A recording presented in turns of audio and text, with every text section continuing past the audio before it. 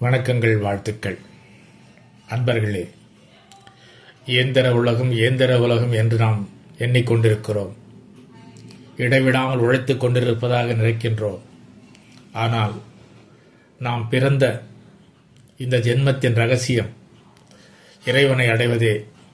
அந்த இறைவனை அடைவதற்கு தவமோ யாகங்களோ மிகப்பெரிய மந்திரங்களோ எதுவும் செய்ய தேவையில்லை என்கிறது இந்த கலிகாலம்.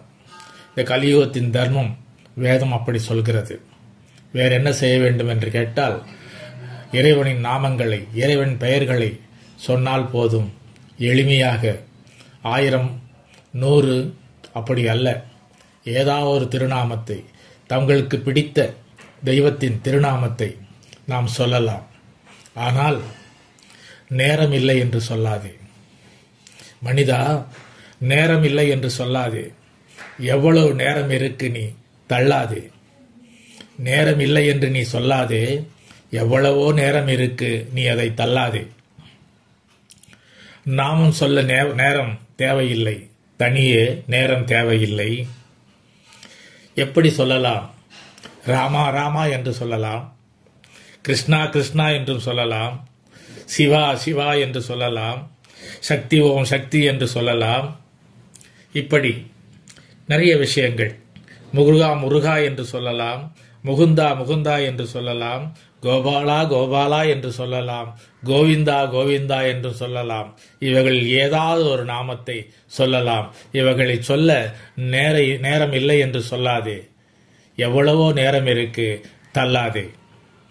ஏனென்றால் ஏக்கத்திலும் தூக்கத்திலும் விழிப்பு நிலையிலும் விழிந்து கொண்ட பின்னும், ஏக்கத்திலும் தூக்கத்திலும் விழிப்பு நிலையிலும் விழித்து கொண்ட பின்னும் சொல்லலாமே.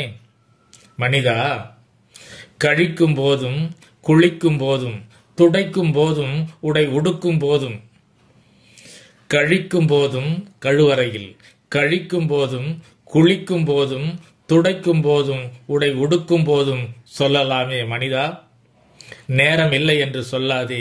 எவ்வளவோ நேரம் இருக்கு, அதை நீ தள்ளாதே.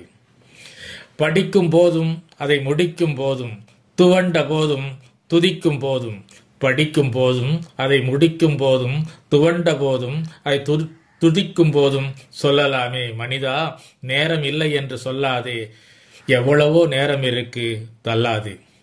உழைக்கும் போதும் களைக்கும் போதும், ஊதியம் பெற்றே உயரும் போதும், உழைக்கும் போதும் களைக்கும் போதும் ஊதியம் பெற்றே உயரும் போதும் சொல்லலாமே. மனிதா, நேரம் இல்லை என்று சொல்லாதே.